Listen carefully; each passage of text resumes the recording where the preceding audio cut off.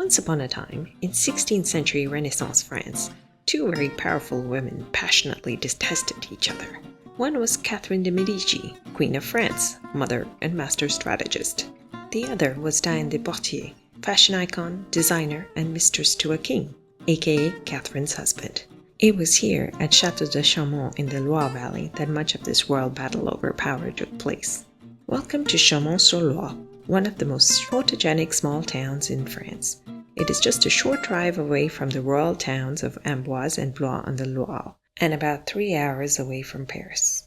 And right in the center of the town is its chateau, perched perfectly over the mists of the river, as if posing for its own oil painting. It has turrets, drawbridge, horseshoe towers, and a spectacular view of the Loire. Basically, if Disney castle engineers went to finishing school during the Renaissance, it would look like this.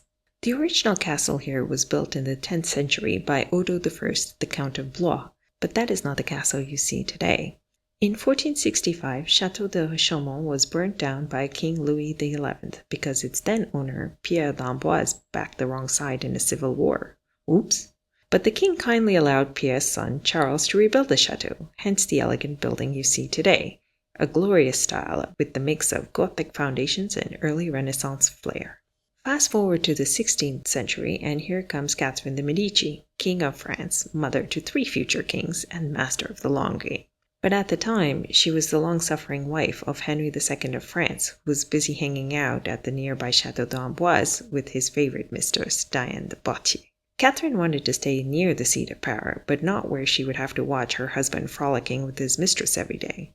So in 1550, Catherine acquired Chateau du Chaumont from the Amboise family, near enough to arrive at the city of Amboise quickly by boat, but with just enough distance from the royal drama. This became Catherine's power base, and from here she plotted. Catherine was very into astrology and potions. She invited none other than the famous predictor of the future Nostradamus to Chaumont for consultations, because every Medici queen, of course, needs their own personal prophet.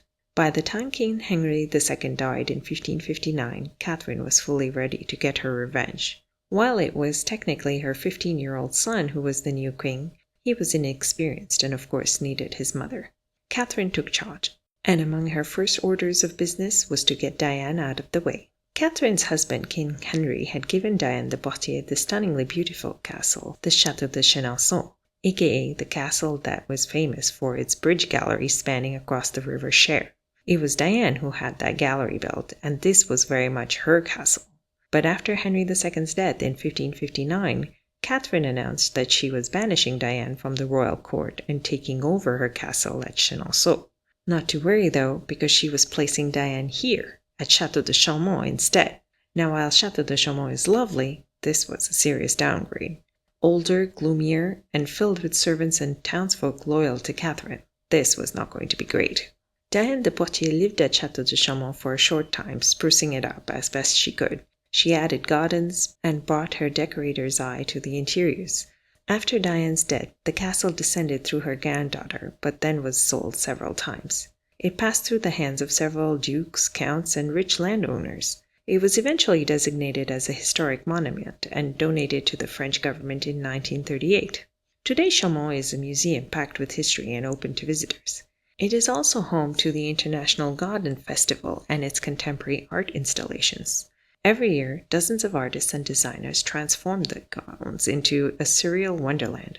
One minute you're wandering past medieval ramparts into a Japanese garden, and the next minute a mirrored labyrinth surrounded by floating tulips. The open-air gallery transforms every year, making it one of the top highlights in the Chateau of the Loire Valley circuit. Think both Diane and Catherine would be proud.